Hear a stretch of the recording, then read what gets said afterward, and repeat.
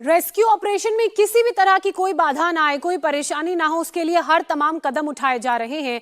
मनीष की आपने ground zero से जहां पर रेस्क्यू ऑपरेशन चल रहा है साइड से रिपोर्ट देखी। इस वक्त वो हमारे साथ उत्तरकाशी टनल के पास से लाइव जुड़ भी चुके हैं। मनीष, हमने आपकी रिपोर्ट में समझा कि किस तरह से किन किन मशीनों के इस्तेमाल से वहां पर रेस्क्यू ऑपरेशन के लिए काम किया जा रहा है।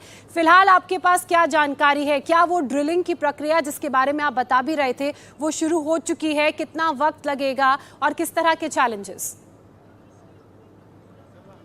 ज्योत्सना, अभी की सबसे बड़ी खबर यह है कि प्रधानमंत्री ने खुद यहां के मुख्यमंत्री पुष्कर सिंह धामी से बात की है और उन्होंने ये साफ तौर पे कहा है कि प्राथमिकता है 41 जो वर्कर्स अंदर हैं उनको सकुशल बाहर निकालने की, और इसीलिए मल्टीपल एजेंसी यहां तक कि अंतर्राष्ट्रीय लेवल की जो मशीन्स हैं उसका इस्तेमाल किया जा रहा है। दूसरी बड़ी खबर यह है कि इस समय जो ये टनल है, इस टनल के अंदर करीबन 42 मीटर की एक दूसरी पैरेलल पाइप को अंदर भेजा जा रहा है और उसके अलावा 60 मीटर का एक हिस्सा है जहां से छोटी पाइप जिसका डायमीटर करीबन 6 इंच के लगभग का है उससे सॉलिड फूड अंदर भेजा जाए, ताकि जो अभी तक ड्राई फ्रूट्स और जो पानी मिल रहा था उनको, उसके अलावा खाना भी भेजा जा सके।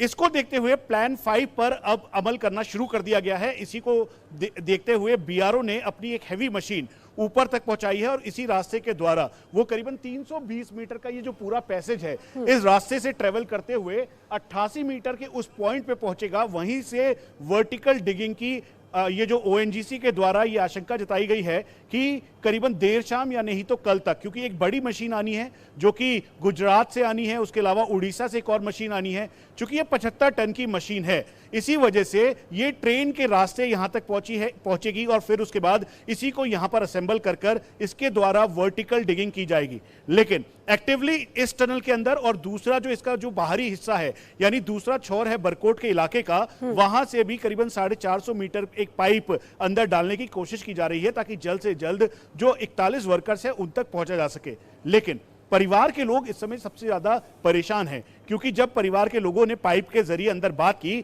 तो उनके परिवार के 41 लोग यानी अलग अलग परिवार के लोग जो अंदर थे उन्होंने कहा कि हमें आप कब निकालेंगे, हम बेसब्र हो रहे हैं। और 4 जो ऐसे वर्कर्स अंदर मौजूद थे जिनकी तबीयत खराब हुई, और ये जानकारी हमें खुद यहाँ के सीएमओ ने दी। उन्होंने कहा कि हमने मेडिसिन भेजी, उसके अलावा जो साइकेट्रिस्ट और साइकेट्रिस्ट हैं वो अंदर गए, उसके बाद उनको और मेडिसिन भेजी गई, उनको एब्डोमेन में पेन हो रहा था। तो ये सिलसिला अब शुरू हो सकता है। वहीं गब्बर सिंह नेगी जो इनके सुपरवाइजर थे, जो कि 40 के 40 लोगों का मनोबल बढ़ाए हुए हैं, उनके परिवार के लोग कहते हैं कि हम में कोई भी क्लैरिटी नहीं मिल रही है। तो ये इस समय की वो कंडीशन है जिसे बताना जरूरी है, और इसीलिए प्रधानमंत्री कार्यालय के जो 2 ऑफिसर है वो वापस दिल्ली गए हैं एक पूरी रिपोर्ट लेकर, जिसमें आरवीएनएल के द्वारा, ओएनजीसी के द्वारा, उसके अलावा बीआरओ के द्वारा। बिल्कुल मनीष, जो अलग अलग टीमें इस रेस्क्यू ऑपरेशन में जुटी हुई हैं उन सभी ने अपनी रिपोर्ट तैयार करके प्रधानमंत्री कार्यालय में भेजी है।